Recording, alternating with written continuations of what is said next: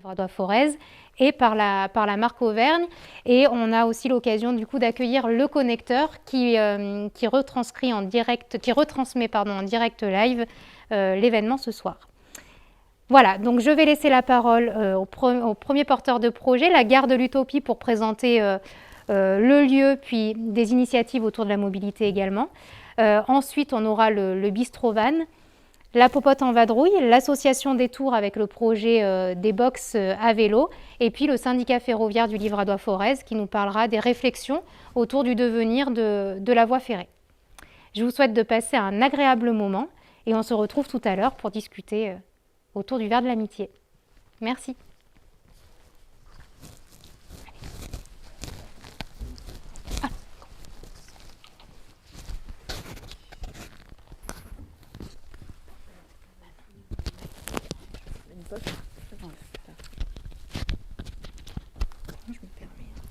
J'ai pas appuyé sur le bouton.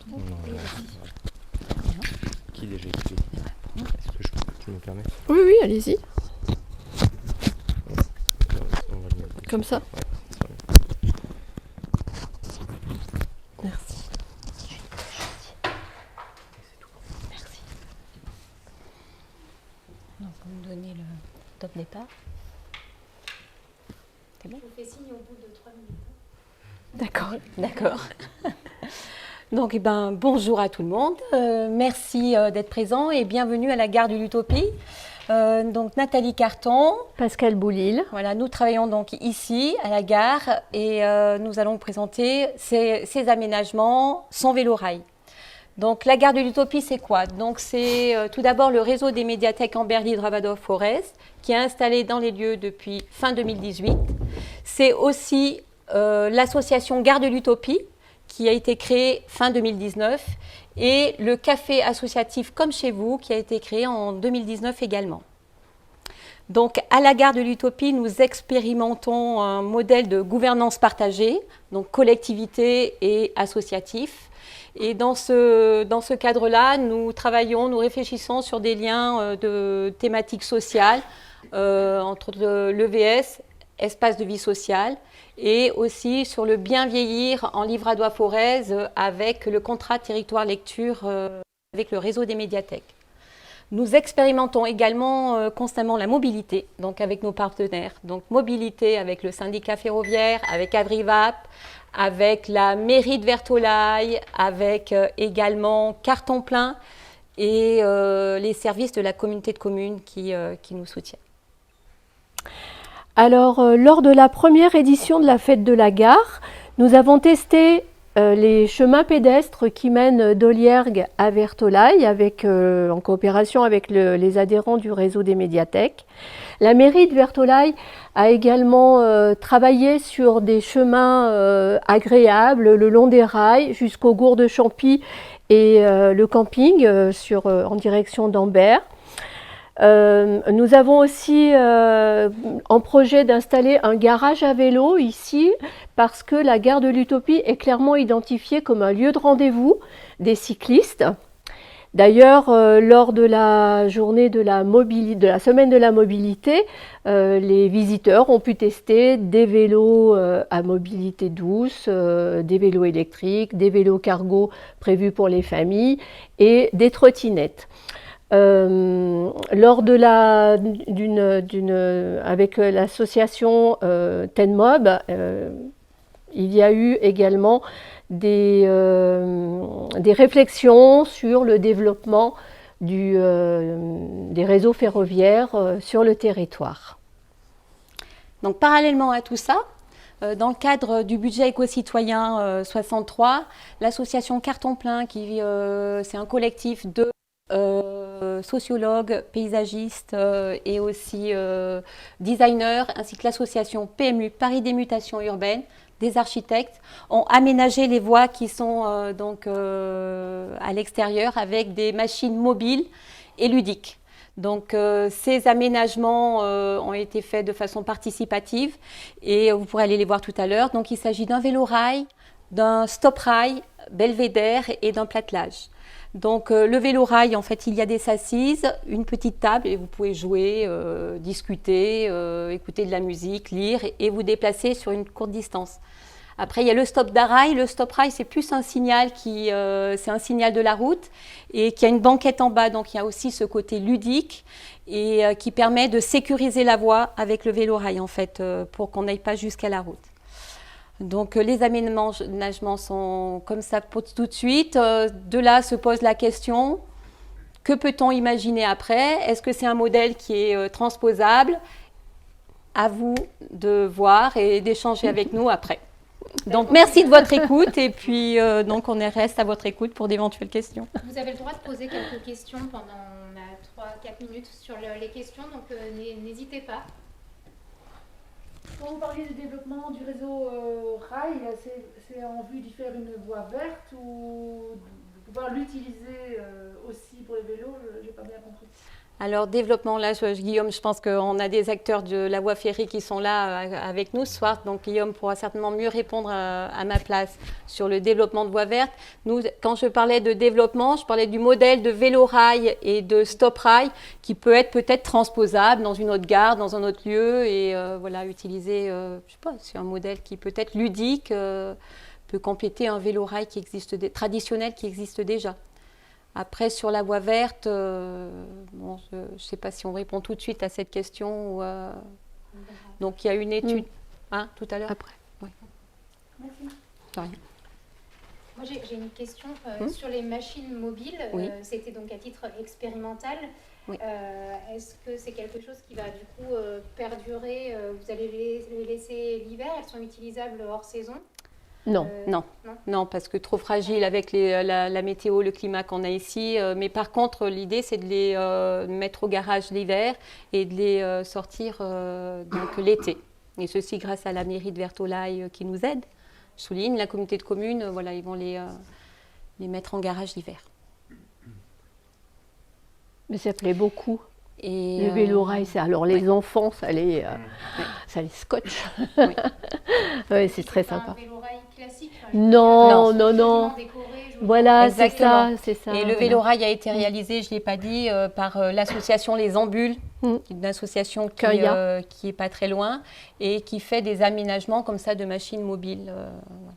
Si vous avez déjà vu peut-être la petite Roberte de Passeur de mots, qui est une colporteuse de livres et qui a été faite par la même asso. C'est très joli. C'est une très remorque. Voilà. Elle sera là pour la fête de la gare en juin 2022.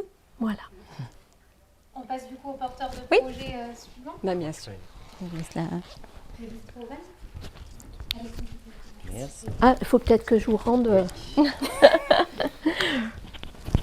le matériel. Voilà, merci. Merci. Seul, ça marche. Oui. Alors je voulais mettre ça dans le pantalon, dans la poche. Ah, j'ai appuyé sur un bouton, fallait peut-être pas. Je me permets. Hop.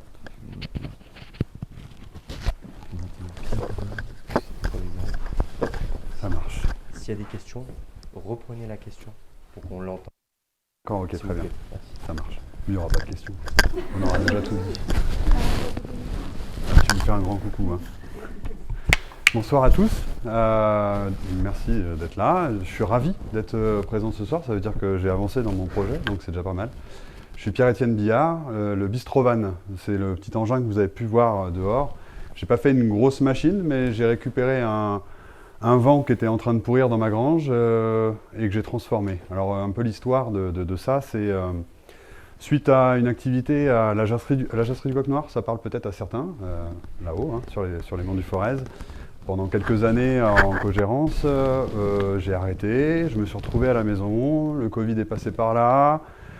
On avait un projet avec mon ancien collègue de la jasserie de monter un bistrot sur Ambert. Et là, clairement, le Covid est vraiment passé par là, parce que le Covid nous a arrêtés dans notre élan. Donc l'hiver est arrivé et je me suis dit, allez, moi j'ai envie de concrétiser ce projet, cette initiative. Et en plus de ça, si je peux apporter un petit peu de vie dans nos bourgs, de villages du coin qui commencent un petit peu à vivoter et parfois à se vider. On manque clairement parfois de vie un peu dans ces villages et de de se retrouver autour de quelque chose, ça pouvait être sympa. Donc voilà, est né le Bistro Van. Donc après quelques mois à bricoler dessus, j'en ai fait un bistrot. Les choses ont un petit peu évolué dans le sens où au départ j'étais parti vraiment sur l'idée de bistrot, c'est-à-dire avec une licence 3, parce que pour qu'elle soit mobile, il faut qu'elle soit 3 et pas 4. Donc licence 3, c'est des boissons alcooliques, mais pas au-delà de 18 degrés généralement. Et là, premier problème, trouver une licence 3 sur le territoire, c'est très compliqué. Donc pas de licence 3. Le repli a été de faire une licence petite restauration. Donc de proposer un petit peu de repas pour accompagner la boisson. Donc le but, toujours le même, de circuler un petit peu sur les événements, aussi bien privés, publics, les bourgs de village qui peuvent en faire la demande aussi. Les événements privés, ça peut être un anniversaire, ça peut être une réunion entre copains, ça peut être voilà. Ça peut être aussi une entreprise, j'ai le cas aussi prochainement, une entreprise qui fait une journée porte ouverte à la journée et sur laquelle je vais me déplacer et proposer voilà, tout un petit peu de ce que vous allez goûter ce soir. Des râpés de pommes de terre principalement. Je travaille bien sûr avec des produits, alors je dis bien sûr, parce que oui, ça, pour moi c'est quelque chose d'évident, mais travailler avec des produits du coin, des petits producteurs. J'essaye toujours de chercher un petit peu des choses. Je ne vais pas chercher des choses toujours très compliquées parce que on a souvent oublié parfois des petits plats qu'on faisait avant. Alors le râpé de pommes de terre qu'on appelait la panlade ici sur le territoire. C'est un plat à base de pommes de terre et bon, voilà, c'est quelque chose qui fonctionne et qui plaît. C'est pas des frites. Voilà, souvent les enfants arrivent vers moi en me disant on veut une barquette de frites. Bah non, ce sera pas des frites, ce sera des râpés. C'est différent, mais c'est aussi bon parfois quand ils sont bien faites. Vous me direz ça. Et des charcuteries locales, bien sûr. Et puis après à la demande, ça peut être là pendant l'été, ça peut être aussi des légumes de saison. Enfin voilà, toujours l'idée de travailler en local avec des produits de saison. Et puis les boissons, évidemment, les boissons, c'est pareil. Les brasseurs, on en a plein maintenant sur le territoire, on en a des bons, donc il faut les faire connaître. Des petits vignobles aussi. Alors je vais plutôt basculer sur le livradois, mais de l'autre côté, on va dire. Et on a des petits producteurs de vin aussi qui ont des petites pépites à faire découvrir. Donc voilà, je m'en charge également, j'aime bien ça. Voilà. Si vous avez des questions, c'est le moment. Ah, voilà, j'en étais sûr. Par qui tu t'es fait accompagner pour ton projet, pardon Alors, par qui je me suis fait accompagner pour mon projet Par moi. Et en fait, alors, j'en ai pas à chercher d'aide en fait dans le montage du projet. Pourquoi ça a été, j'ai vécu un peu difficilement la période de projet d'avant, le bistrot qu'on devait monter à Ambert avec mon ancien collègue de Jasserie, où on a passé beaucoup de temps et d'énergie à monter un projet. Alors bien sûr, c'était pas la même chose, hein, c'était dans des bâtiments en dur, avec un bail, avec tout ça, et donc c'est vrai que ça demande énormément de démarches pour aboutir à rien. Et donc je me suis retrouvé un peu du jour au lendemain à me dire non, moi, je veux pas recommencer ça. Si je monte quelque chose, bon, c'est pas que je veux aller vite, parce qu'il faut pas faire les choses à moitié, mais il faut faire les choses bien. Mais voilà, je voulais pas passer par toutes ces démarches, aller taper à telle porte, et on comprend pas le projet, et puis vous devriez faire comme ça, et puis... Alors je veux pas démoraliser les gens qui sont dans la création de projets, au contraire, hein, parce qu'on a des appuis, on a des aides qui sont là et qui sont très importantes. Mais là, à ce moment-là, j'en avais pas le besoin et j'en avais surtout pas l'envie. Voilà. Si on veut suivre les aventures du Bistro Van, un site internet, des Alors, réseaux un site sociaux. internet, surtout les réseaux sociaux, j'essaye. Réseaux sociaux, Facebook, Instagram. On peut retrouver l'actualité, les endroits où le bistrot va se poser. Alors en ce moment, là, ça va être la période des marchés de Noël. Il y a un marché d'automne à Fournol bientôt, marché de Noël après. Et puis après, voilà, il y a des entreprises, des privés, encore une fois, là, qui me contactent. Il y a des dates fixes, Alors, tel jour à tel endroit, tel jour à tel il y a une date fixe. Alors, est-ce qu'il y a une date fixe? Il y a une date fixe qui est en train de se créer à Fournol le vendredi soir, avec une proposition un peu plus variée que les râpés. C'est une tartine gourmande et râpé de pommes de terre. Alors après, normalement, elle devrait rester. Mais c'est vrai que l'hiver va peut-être m'arrêter parce qu'avec la voiture et le vent derrière, sur nos routes enneigées, bon, On verra. Je mettrai des clous sur le vent ou je trouverai un truc.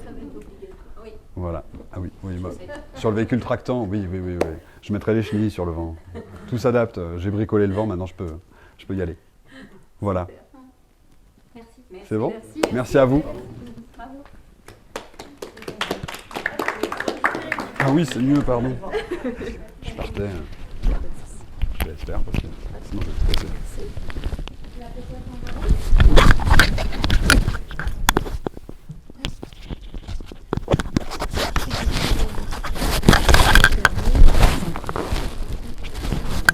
Juste pas les cheveux, on va éviter.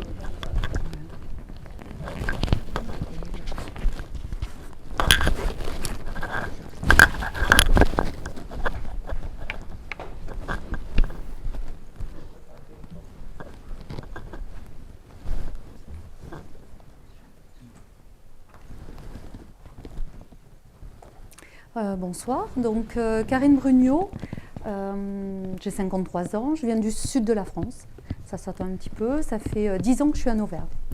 Donc sur la démarche de l'entreprise, quand je suis arrivée en Auvergne, il y a 10 ans, c'était pour le col des Supers, quelques-uns m'y ont trouvé. Je suis arrivée en Auvergne, ce n'était pas un hasard, c'est que j'avais trouvé que l'Auvergne avait une grande dynamique à ce moment-là, économique, touristique. Et beaucoup d'entreprises qui, à un moment, voilà, étaient à prendre et qui n'étaient absolument pas en déclin. Sur du développement. Et aujourd'hui, je constate que c'est toujours la même chose.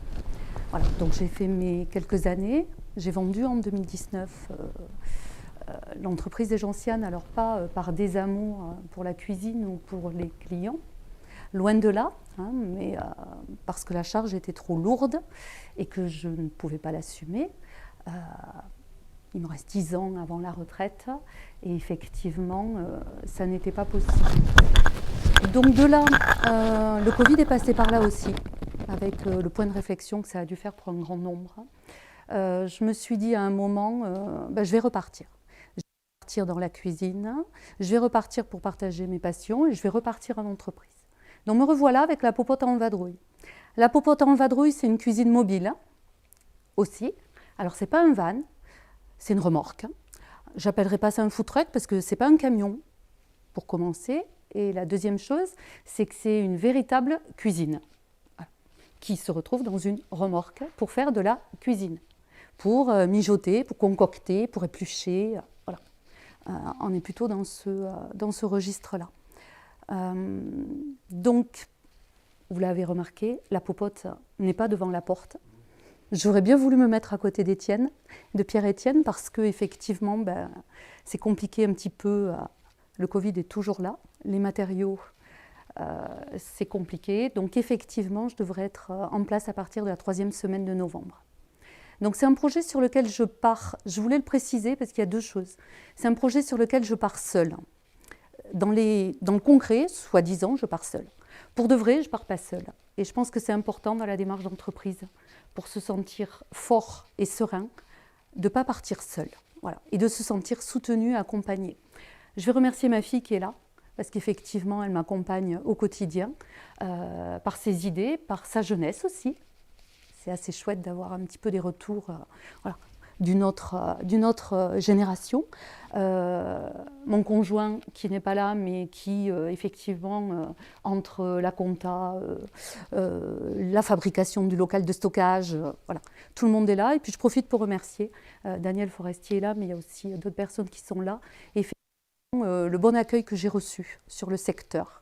Quand j'ai dit, je monte une cuisine mobile, la popote en vadrouille, ça a commencé par « waouh, c'est chouette comme nom ». Et deuxième chose, on est content que tu montes ça.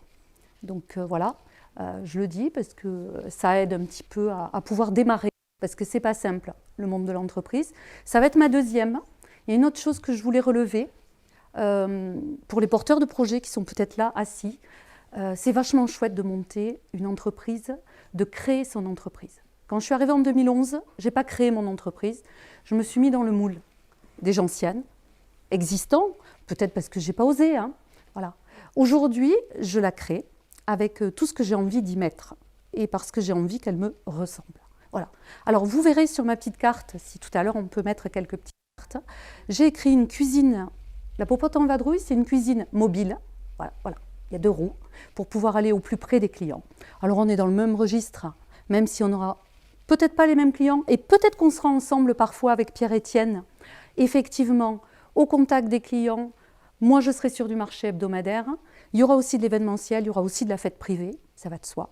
Ensuite, je l'ai dite éthique, parce qu'effectivement, c'est important qu'elle soit basée sur des valeurs qui me ressemblent.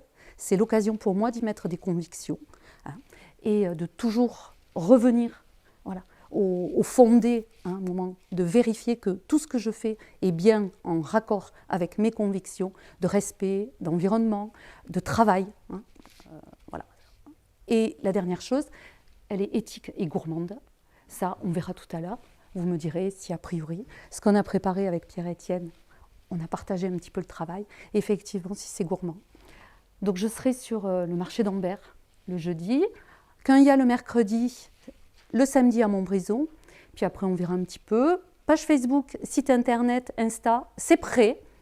C'est prêt parce que j'ai le soutien qu'il faut, mais c'est en attente, ça n'est pas publié. Parce qu'effectivement, la popote n'est pas là. Donc j'attends qu'elle soit là pour pouvoir publier. Voilà, je pense que je dois être dans le timing.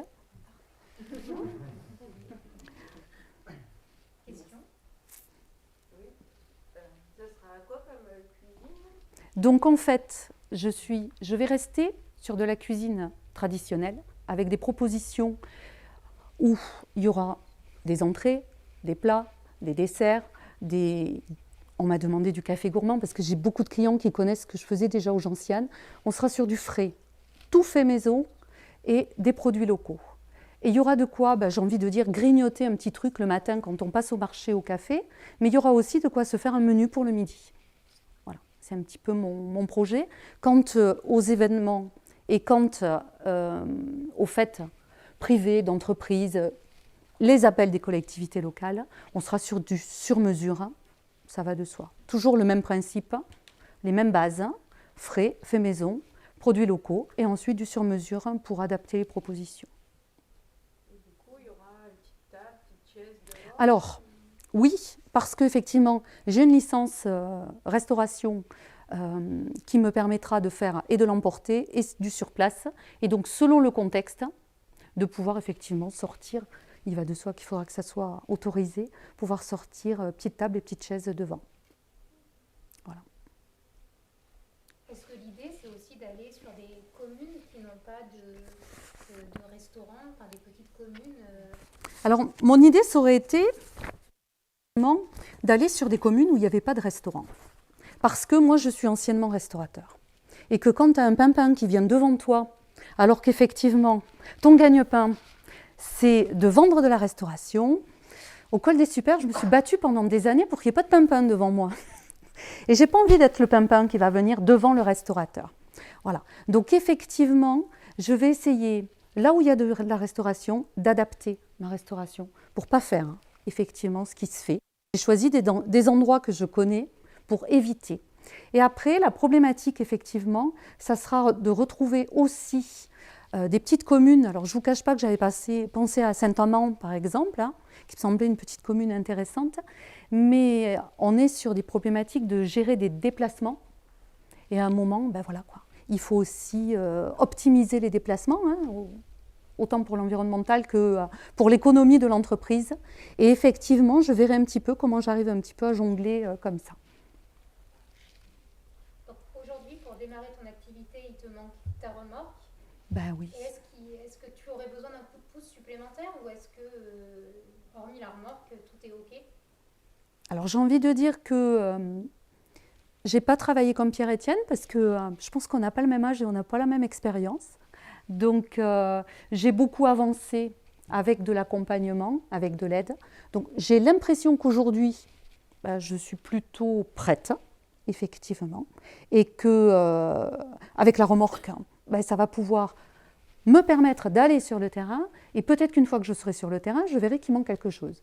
Mais dans l'immédiat, il me semble être prête. Merci. Je vous rends tout ça. Pas de souci. Pour le suivant. L'association Détour avec les cheveux, les ça bosses c'est avec toujours. Vous tracassez pas. Hop là, je me doute.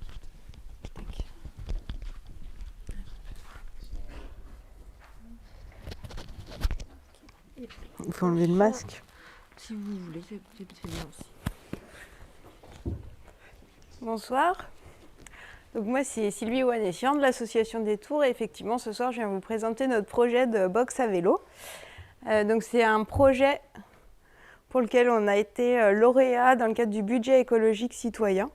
Ça fait quand même quelques années qu'on accompagne des personnes qui sont en difficulté de mobilité sur le territoire parce qu'ils n'ont pas de permis, parce que la voiture coûte cher dans le budget. Et effectivement, on s'est dit que ces derniers kilomètres qui sont très difficiles pour beaucoup d'entre nous, quand on est jeune et qu'on n'a pas encore l'âge de passer son permis, etc., pouvaient se faire en vélo, mais que pouvaient se faire en vélo pour ces derniers kilomètres afin d'arriver sur des grands axes circulants, la départementale ici, ou celle qui fait Ambert-Clermont par Quinhat. Mais que si on se déplaçait en vélo pour aller sur ces aires de covoiturage ou sur ces grands axes, il n'y avait pas d'endroit pour stationner nos vélos. Et du coup, on s'est dit qu'on pouvait mettre notre pierre à l'édifice et faire des box à vélo qui soient à l'image de notre territoire et pas de cage un peu comme on voit dans les gares, ou en ville. Et qu'on pouvait ne pas être tributaire des livraisons internationales de matériel. Et du coup, on s'est dit, on va faire de l'upcycling, c'est-à-dire qu'on va récupérer des vieux vélos cassés. Donc là, on en a récupéré aux Emmaüs à Puy-Guillaume ou à Guidon dans la tête sur Clermont. On les démantèle, on fabrique des grilles avec les morceaux de cadre et ça fait des parois de box pour pouvoir stationner ces vélos. Et le savoir-faire des Tours, c'est les murs en pierre sèche, c'est des murs en pisé, c'est du travail du bois aussi. Donc on s'est dit, ces box à vélo dans notre territoire rural, ils pourraient tout à fait se faire avec des parois récupérées, mais décapés et remis en peinture par les aides de Quinhat, par exemple. Enfin, là, tout de suite, c'est comme ça que ça va se dérouler. C'est les architectes de Rural Combo, donc une association d'architectes de Quinhat, qui sont amis des ambules, qui nous ont finalisé nos plans, parce qu'au départ, on avait fait des plans un petit peu comme ça entre nous. Et ils sont venus nous aider pour créer le prototype. Donc aujourd'hui, on a 2 pans qui sont réalisés. Il nous manque plus que les portes. Et puis, ça passera en peinture. Et on espère que, avant la fin de l'année, l'aire de covoiturage de la LERA puisse être équipée avec ce premier box à vélo. Donc ce sont des box à vélo où les gens viennent avec leur attache pour fermer la porte. Mais ça permet donc de monter sur l'aire de covoiturage, faire ces 3-4 km qui nous éloignent tous des grands axes, de poser son vélo, de poser son kawaii, ses baskets et de pouvoir partir soit en covoiturage, soit en autostop. Donc ça facilite la mobilité de tous, donc c'est vraiment un projet inclusif, c'est-à-dire que les jeunes qui ont 16 ans, qui veulent descendre à Ambert et qui habitent dans un village de Quinhat, eh bien, ils peuvent prendre leur vélo, poser leur vélo et partir sur ces axes où finalement il y a des voitures tout le temps. Voilà. Que dire de plus sur ce projet ? Il ne reste plus qu'1 minute. Donc c'est un projet qui permet d'avoir du matériel, des personnes sur notre territoire, de ne pas être tributaire de ce qui se passe ailleurs. Le vélo, ça se développe énormément et si il y a quelques années en arrière, ça paraissait farfelu, on se dit mais oui, mais pourquoi pas ? Et puis après, il y en a qui disent mais oui, mais moi, mes parents, mes grands-parents, ils circulaient en vélo. Et puis ce sentiment de liberté sur le vélo, c'est quand même extraordinaire. Donc ça favorise ces déplacements-là, c'est pas très cher. Et en plus, ça favorise l'écomobilité puisque ça permet la socialisation de la voiture. En fait, les gens qui sont tout seuls sur ces axes dans leur voiture pourraient emmener des jeunes, des gens qui n'ont pas de voiture ou des gens qui n'ont pas de permis. Voilà. Des questions ? J'en ai une sur la partie communication, en fait. Comment vous allez communiquer sur cette mobilité ? Alors aujourd'hui, moi je suis animatrice territoriale pour développer un projet Pandora Plus Pro Inno 25, donc, qui est financé dans le cadre des certificats d'économie d'énergie pour la plateforme mobilité du Puy-de-Dôme. Donc ça m'a permis quand même de participer, de rencontrer pas mal de personnes donc, au niveau de la mobilité. Mais c'est vrai que pour communiquer auprès des collectivités, on attend vraiment...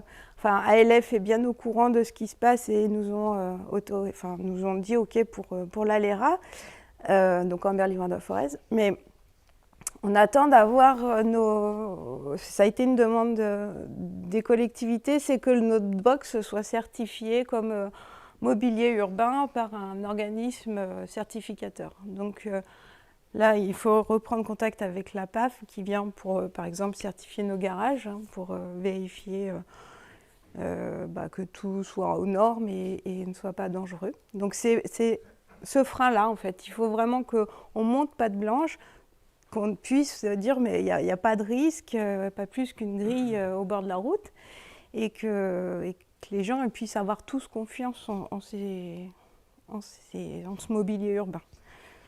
Mais ça paraît quand même une belle idée. Voilà. Ça associe vraiment des personnes en difficulté d'insertion, des personnes qui travaillent à l'ESAT, qui pourront rendre service vraiment à tout le monde sur le territoire, sur une problématique qui est vraiment cruciale. La mobilité en territoire rural, c'est un vrai défi, puisque en 2040, il faudra décarboniser. Donc ça veut dire que la voiture va coûter très très cher. Et il faudra l'utiliser au minimum ou être beaucoup dedans pour pouvoir rentabiliser nos déplacements. C'est un défi de demain. Et c'est pas dans 10 ans, ça va être... Enfin si, c'est dans 10 ans, pardon. Voilà. L'objectif, c'est combien de box à vélo, à quelle échéance? Alors là, dans le cadre du budget écologique citoyen, on se donne 2 box à vélo d'ici avril. Donc un avant la fin de l'année, le prototype, pour qu'il puisse être mis en place. Un deuxième, donc on cherche une collectivité qui serait prête à le voir, à l'avoir sur son territoire. Donc c'est vrai on a déjà quelques contacts, mais les gens attendent, enfin les maires attendent qu'on ait cette certification au niveau de la PAV. Et puis, ou d'un autre organisme, d'ailleurs je lance un petit appel là, s'il y en a qui connaissent des organismes certificateurs qui peuvent venir voir notre prototype. Et puis, après, ça pourrait être déployé justement à grande échelle, parce que cette problématique, elle existe sur tous les territoires ruraux, que l'idée est bonne, qu'elle est dans le cadre de l'économie sociale et solidaire, elle a un impact social fort, parce qu'elle fait travailler des personnes au service de tous, des personnes qui sont un peu éloignées de l'emploi au service de tous, mais on peut très bien imaginer que des entreprises puissent venir travailler avec nous et que du coup, nous, on monte les salariés en compétences en matière de soudure, lecture de plans, etc. et que des entreprises puissent se ressaisir de ça. C'est aussi les entreprises qui vendent ces box à vélo, il y en a sur Thiers, qui pourraient équiper ces box à l'intérieur. Nous, on ne ferait que le cadre. Et puis, il y a le savoir-faire des chantiers d'insertion en territoire ruraux, mais dans le département et même ailleurs, de réhabiliter le patrimoine local. Et du coup, on pourrait tout à fait intégrer ces box dans le patrimoine local. Voilà. Oui. Comment ça se passe? J'arrive avec mon vélo, je le pose, j'ai une porte à ouvrir avec une clé, j'ai la clé d'un cadenas. Vous avez votre antivol que vous passez autour de... Pour l'instant, on a imaginé ça, parce que ça paraissait très compliqué ce qui se passe dans les villes, où il faut aller effectivement récupérer un cadenas, un pass ou je ne sais pas quoi, on ne sait pas s'il y a déjà un vélo dedans ou pas. Alors ça sera toujours la surprise finalement, s'il y a déjà 2 vélos dans un box. Mais après, c'est de le voir utiliser. Enfin, on peut rajouter des modules les uns à côté des autres. C'est assez facile, il suffit de remettre une séparation et de redémonter. Ils sont démontables, Enfin, on les scelle après dans le sol, mais on peut les dupliquer. Donc en fait, pour fermer la porte, on se sert de son cadenas. Pour l'instant, il y a la place pour combien de vélos dans un box? Un box, c'est pour 2 vélos. Mais en fait, c'est duplicable à l'infini. Et on peut même se dire que dans le centre-bourg, on le laisse ouvert. Enfin, on fait un truc un peu plus long et on le laisse ouvert.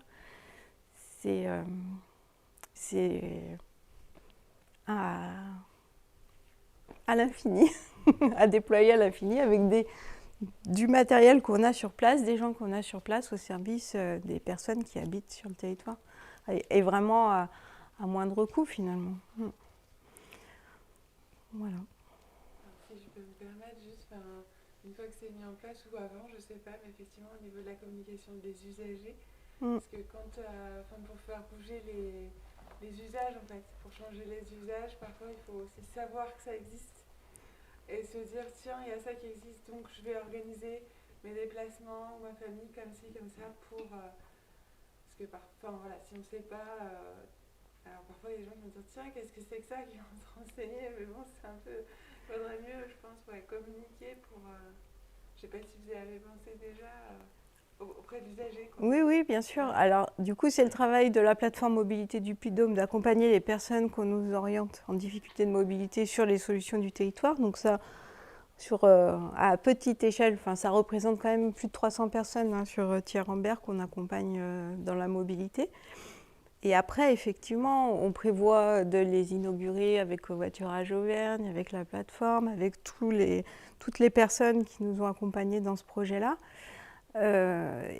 Effectivement, communiquer, ça passe par dans le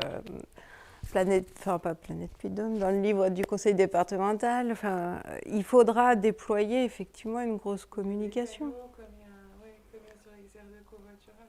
Parce qu'évidemment, en priorité pour les personnes qui ont vraiment une grosse difficulté de déplacement, mais même celles qui n'ont pas forcément difficulté, par exemple, éviter d'avoir un deuxième véhicule dans la famille, ou je sais pas, ou éviter tout court d'en avoir un, c'est toujours mieux, quoi, même si éventuellement on pourrait, c'est toujours...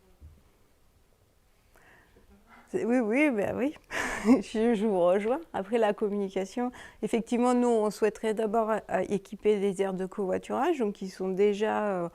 avec un panneau aire de covoiturage.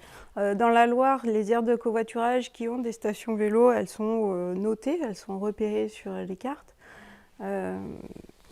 C'est effectivement à penser. La communication, elle va se faire aussi dans les écoles parce qu'il va y avoir le savoir à vélo qui va être déployé là, dans les écoles. Alors aujourd'hui, on a animé, nous, au niveau de la plateforme, quelques ateliers auprès de la mission locale ou même du collège d'Oliergue pour leur expliquer déjà les services de transport collectif qui existaient sur le territoire. Et on leur a fait essayer les vélos à assistance électrique et les trottinettes.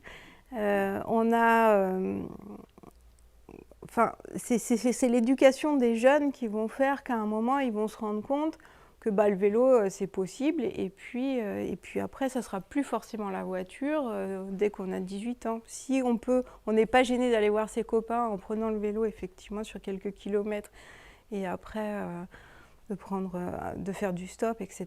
On est vraiment sur éduquer, alors communiquer pour nos générations en disant voilà c'est possible. Donc on était là la semaine dernière parce qu'on a été aussi lauréat dans le cadre du budget écologique citoyen pour l'acquisition d'une flotte de vélos assistance électrique, vélos cargo pour les familles. Et donc cette flotte elle a circulé là depuis 6 mois sur pas mal de manifestations dont le Festival des mobilités des Monts qui pétillent. C'est en faisant essayer les personnes, en leur expliquant, en éduquant, en étant comme ça régulièrement sur des événements que les mentalités vont changer. Et puis on va être... Pardon. On continuera peut-être la discussion. Oui, d'accord. Merci. Merci. Merci.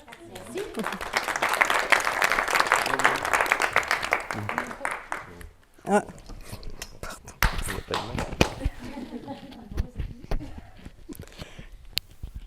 Guillaume avec le syndicat ferroviaire du Brabant-Forêt.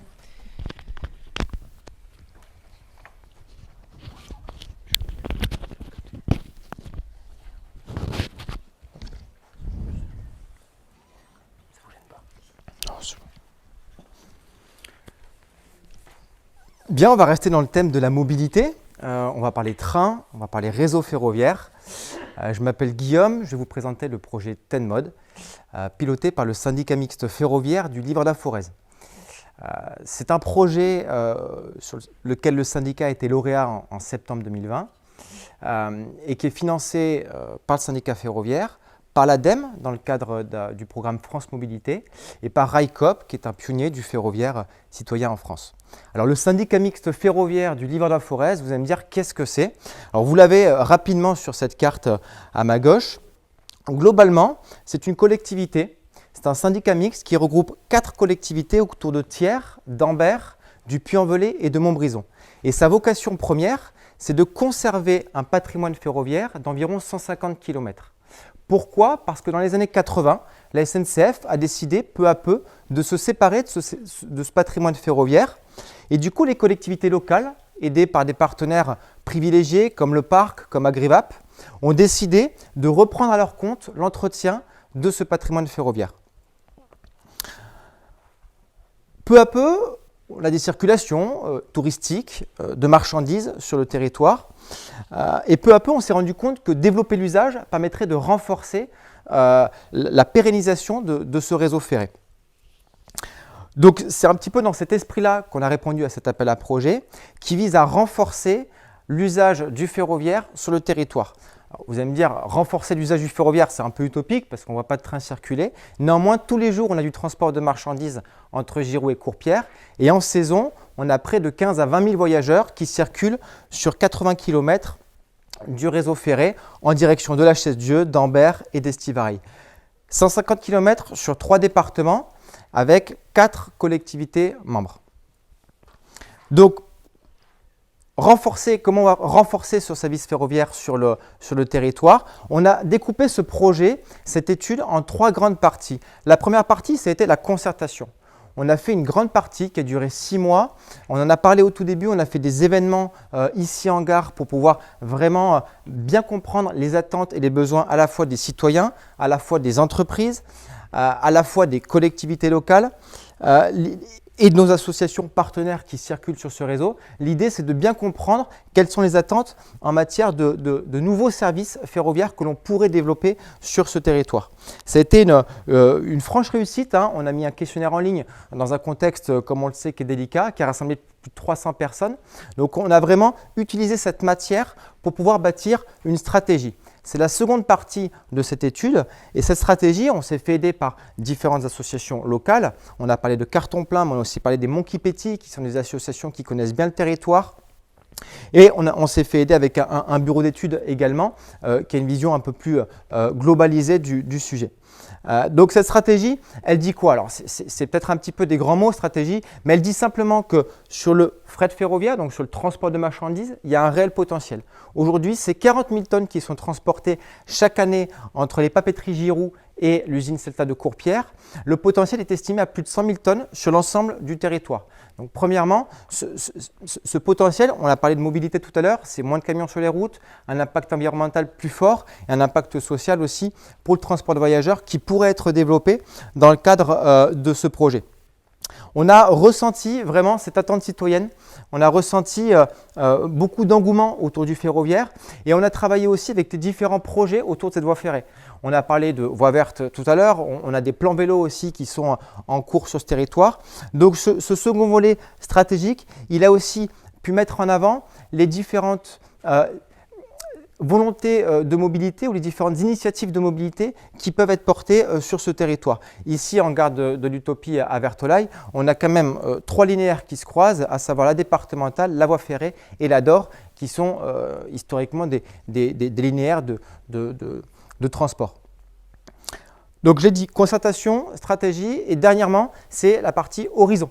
La partie horizon, c'est de se dire comment on imagine le transport ferroviaire de demain. Tous ensemble, on a eu beaucoup d'acteurs, on travaille avec Détour pour la partie entretien de cette voie ferrée, on a nos associations touristiques, je l'ai dit. Donc comment on met en musique l'ensemble de ces acteurs au service d'un mode de transport ferroviaire ou autre sur ce territoire pour les citoyens, pour les entreprises. On a un bon nombre d'entreprises qui sont connectées ou qui peuvent être connectées sur le réseau ferré. Et on a bâti différents horizons, 2022, 24, 27 et 32. On se rend compte qu'en 2032, sans faire d'utopie et ni de jeu de mots, on pourrait presque relier Paris à la Chaise-Dieu pour les pèlerins sur des événements annuels. Mais aujourd'hui, avec les différents acteurs et avec notamment, je pense à RICOP en tant qu'opérateur ferroviaire citoyen, on pourrait avoir de nouveaux services sur ces territoires. Voilà.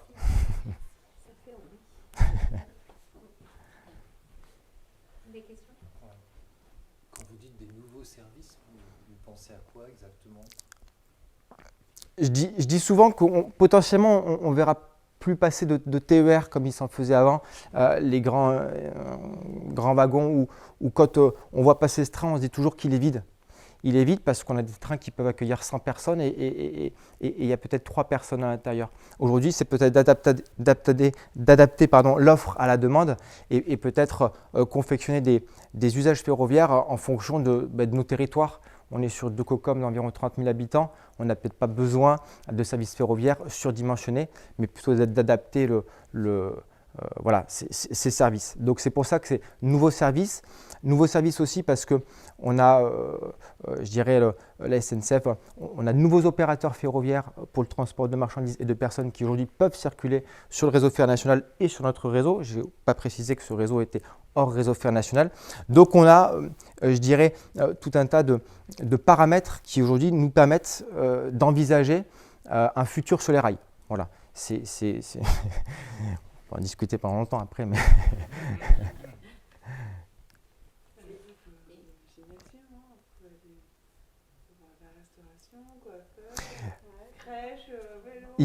Voilà, quand on parle de services, l'étude elle a montré, les services en gare sont très importants et je dirais, les gens qui vivent sur ce territoire sont très attachés aux services en gare. Ça peut être des services à bord également. Voilà, on a tous vu le Wi-Fi débarquer dans les trains, mais ça peut être de la presse, un café, ça peut être ça. Et c'est aussi dans ce cadre-là que plusieurs réflexions peuvent s'inscrire. Voilà. Tu parlais de nouveaux modèles de trains ou de… Il y a déjà des exemples comme ça Il y a des… RICOP travaille par exemple RICOP, voilà, RICOP, c'est ceux qui font circuler les trains. Après, on a des fabricants de trains qui peuvent être des… voilà, aujourd'hui, il y a des prototypes qui s'adaptent sur ces lignes de desserte fine de territoire, à savoir des modules, autonomes ou non, mais on va parler peut-être de navettes et non peut-être plus de trains, hein, voilà. Donc de desserte, on n'est pas dans le périurbain de Clermont, mais peut-être que dans 20 ans, les gens viendront peut-être un peu plus vivre sur nos territoires qu'il y a 10 ans. Donc c'est… voilà, il y a des industriels qui travaillent sur ces sujets. En France, il y a 9000 lignes, 9000 km de lignes sur 30 000 qui sont comme celles que vous avez en face de la gare. Ça veut dire qu'il y a quand même un potentiel de transport ferroviaire en France sur ces petites lignes pour desservir les territoires peu denses comme ici, pour pouvoir faire, voilà, et venir en complément, hein, parce que je le dis toujours, il ne faut pas opposer les modes, mais il faut plutôt les compléter. Sylvie a parlé du vélo, on parle également des bus, hein, on parle de nouvelles énergies aussi bas carbone sur les bus. L'idée, ce n'est pas d'opposer les modes, mais c'est plutôt d'arriver à les compléter. Le train ne fera jamais le premier et le dernier kilomètre. Voilà. Donc il faut arriver à compléter les modes de transport. Au-delà de l'engouement populaire suite à tel mode, des horizons qui ont été proposés dans cette étude-là, et au vu des problématiques de transport qu'on vit aujourd'hui, que ce soit tant en termes de marchandises et de camions ici que de transport de personnes, il est peut-être un peu tôt pour répondre à cette question, mais qu'est-ce que va décider le syndicat ferroviaire et les élus des 4 communautés de communes qui la composent, qui sont décisionnaires finalement? Aujourd'hui, l'étude, elle a impulsé une réflexion. Elle a impulsé une prise de conscience aussi, de se dire qu'on a ce patrimoine ferroviaire et qu'on pourrait l'utiliser différemment. Aujourd'hui, ce qui peut, je dirais, pour répondre à ta question, ce qui pourrait s'envisager, c'est d'ouvrir une forme de gouvernance un peu plus large que nos 4 collectivités locales. C'est-à-dire qu'aujourd'hui, on se rend bien compte que la problématique, elle est également sur le tiers-boin, qui est suspendu à la circulation depuis 2016. Elle est également sur le Volvic-Mont-d'Or, côté Volcan. Donc, c'est peut-être se dire que Ces questions-là, on peut les traiter en local, mais on peut aussi ouvrir peut-être de nouveaux partenaires publics, comme les départements ou les régions, sur ces problématiques. Sans dire qu'ils intégreront un syndicat, mais se dire que nous, en tant que collectivité, le ferroviaire, c'est aussi l'affaire de la région et de l'État sur l'aménagement des territoires sur ce type d'infrastructure. Est-ce que tu veux dire que ça faciliterait ou que ça rendrait plus viable le modèle économique? Le modèle économique, on le sait, les budgets des collectivités sur nos territoires sont contraints. Voilà, c'est une réalité. Après, l'idée du syndicat, c'est de s'ouvrir à de nouveaux acteurs, à de nouveaux partenaires, que ce soit des acteurs publics, que ce soit des acteurs privés. RICOP, sans non plus en faire toute une panoplie, mais RICOP, c'est un opérateur, c'est un format SIC, donc c'est un format coopératif qui allie à la fois des collectivités, des citoyens, donc des personnes physiques, des personnes morales. Voilà, sans dire que demain le syndicat ou la gestion de cette voie ferrée sera de ce type-là, c'est se dire qu'aujourd'hui, le constat, cette étude, elle vient aussi appuyer le fait de s'ouvrir à de nouveaux soutiens. Ouais. Est-ce qu'il y a une urgence à s'ouvrir un délai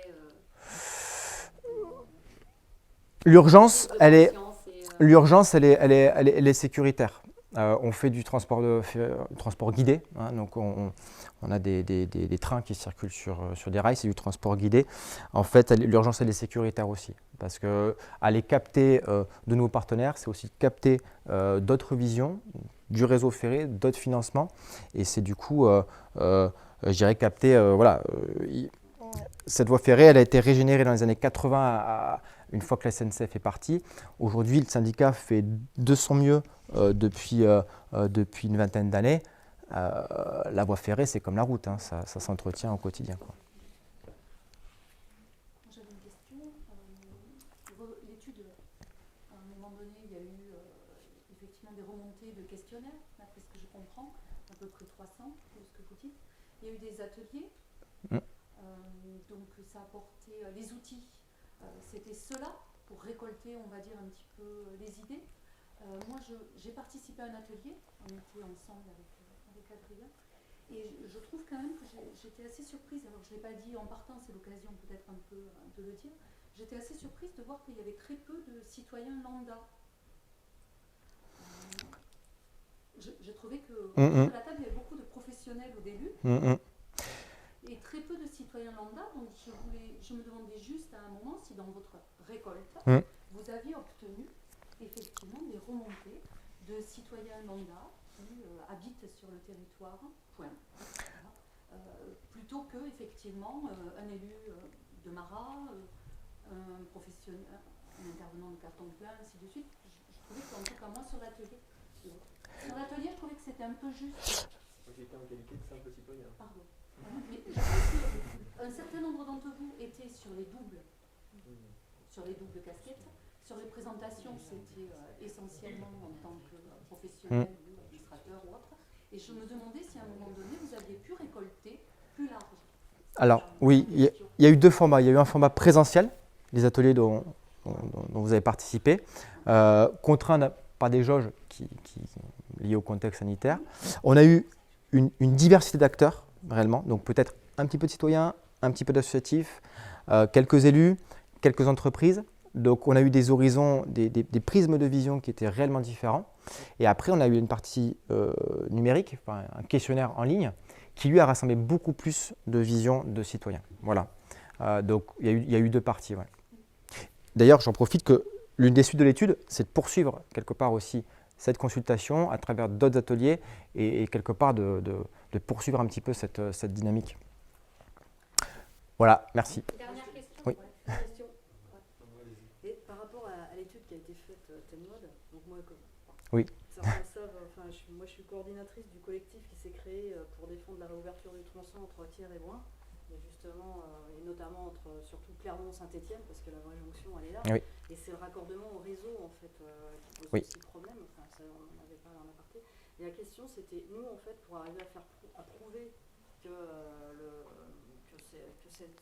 tout ce réseau ferré a une fonction vitale pour le Forez, en fait, eh bien, en fait, cette étude, elle se base que sur ce tronçon-là, ou on peut imaginer qu'elle se développe sur l'autre tronçon qui est de l'autre côté, pour démontrer l'intérêt du ferré, quoi. Les 3 parties de l'étude, c'était d'ailleurs l'un des enjeux de l'étude tel que l'ADEME l'avait formulé, l'idée c'est que la méthode soit duplicable, la méthode, pas le contenu, soit duplicable sur d'autres territoires. Donc elle peut l'être sur le Tiers-Bouin. Un autre bureau d'études travaille sur le Volvic-Mont-d'Or, mais on sent bien qu'en fait, ces petites lignes, ces lignes de desserte fine, eh ben, elles font, voilà, on n'a pas de recette magique aujourd'hui pour se dire comment on les conserve, avec quels moyens, avec quelle vision. On n'a pas de recette magique et en tout cas, cette étude-là, elle sera publiée. Il y aura un retour d'ailleurs fin novembre auquel vous serez conviés si vous le souhaitez et qui permettra voilà, de se dire on peut trouver quelques outils. Ça se fait en local, mais après, les décisions, elles sont aussi au niveau régional et on attend, on espère prochainement des décisions sur ce volet-là.